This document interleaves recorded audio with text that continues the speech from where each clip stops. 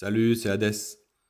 Nous vivons dans un monde qui croit maîtriser la matière, mais qui dépend entièrement d'une force devenue invisible, à savoir l'énergie. On évoque les taux d'intérêt, les monnaies, les marchés financiers. Pourtant, derrière chaque usine, chaque technologie, chaque lingot, se cache une réalité plus primitive, plus exigeante. Sans énergie, rien ne fonctionne. Eh bien, aujourd'hui, au cœur de l'Europe, cette force se raréfie, se renchérit et se fragilise d'ailleurs. C'est dans ce contexte que s'opère une transformation profonde, non seulement de notre industrie, mais du destin même de l'or et de l'argent. Nous allons donc parler de l'Europe qui fait face au feu invisible, à savoir une crise qui ne dit pas encore son nom. Oui, l'énergie est devenue le sang de nos civilisations modernes. Sans elle, pas d'usine, pas de transport, pas de métaux, pas de technologie. Et aujourd'hui, ce sang circule mal dans les artères européennes. Car depuis la rupture avec le gaz russe, l'Europe vit sous perfusion de marchés mondiaux instables, dépendante du GNL américain, qatari ou africain, le tout soumis aux caprices géopolitiques et climatiques.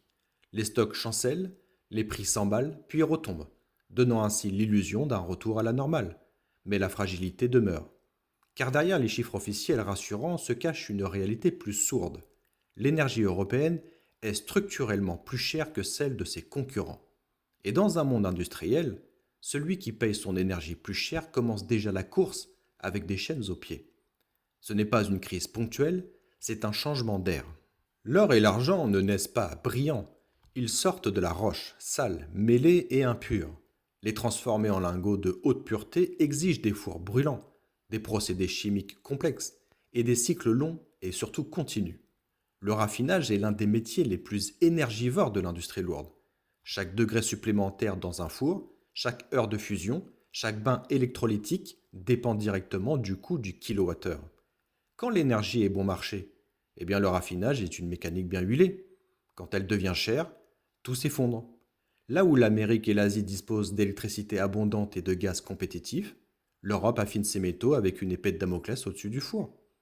Chaque hausse des prix énergétiques grignote les marges, fragilise les équilibres et force à arbitrer entre produire moins ou produire plus cher.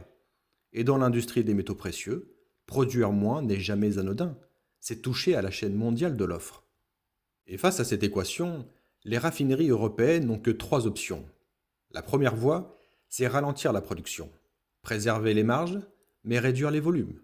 Cela signifie moins de métal disponible, plus de tension sur l'offre, plus de dépendance aux importations. Nous avons également la deuxième voie, à savoir déplacer une partie des opérations. Déjà, certains flux migrent vers l'Asie ou l'Amérique du Nord, là où l'énergie est stable, abondante et surtout prévisible. C'est une lente hémorragie industrielle, discrète mais très réelle. Nous avons également la troisième voie, à savoir répercuter les coûts, augmenter les primes de raffinage, renchérir les produits finis, transmettre l'inflation jusqu'au dernier maillon, à savoir l'investisseur, l'industriel et enfin nous, le consommateur. Dans tous les cas, quelqu'un finit par payer l'addition, et souvent, c'est le marché. Car le métal, lui, ne négocie pas, il exige simplement son énergie, faute de quoi, il ne vient pas au monde. Et le coût de production devient un moteur de hausse structurelle. Les marchés aiment l'illusion que les prix sont dictés uniquement par la finance.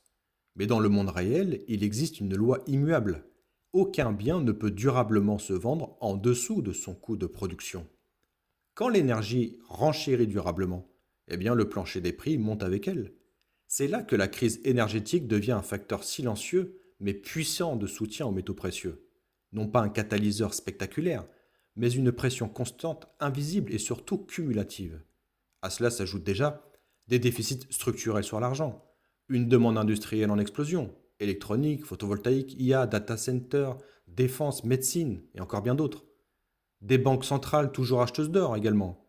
Et surtout, une instabilité géopolitique chronique. L'énergie vient simplement renforcer une tendance de fond. Le métal devient plus rare, plus cher à produire et donc plus stratégique. Ce n'est pas une bulle, c'est une revalorisation lente d'actifs redevenus surtout essentiels. Et c'est bien l'Europe qui fragilise son héritage industriel. C'est le point de bascule géographique. Rappelons-le quand même que l'Europe fut longtemps le cœur du raffinage mondial. Suisse, Allemagne, Italie, des noms qui faisaient autorité. Mais l'histoire industrielle est impitoyable. Elle ne récompense ni la tradition, ni la réputation. Elle récompense simplement le coût, la stabilité et surtout la sécurité énergétique.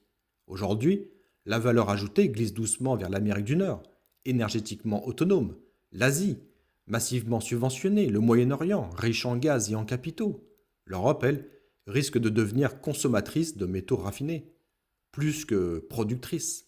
Un renversement discret mais stratégique. Et dans un monde où les métaux sont au cœur de la transition énergétique, de la défense, de la technologie, perdre la maîtrise du raffinage n'est pas un détail industriel, c'est un choix de civilisation.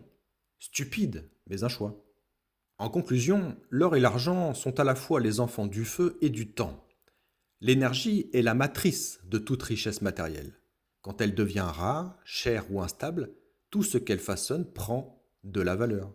L'or et l'argent ne sont pas seulement des refuges financiers, ce sont des concentrés d'énergie prouvés, fossilisés dans la matière.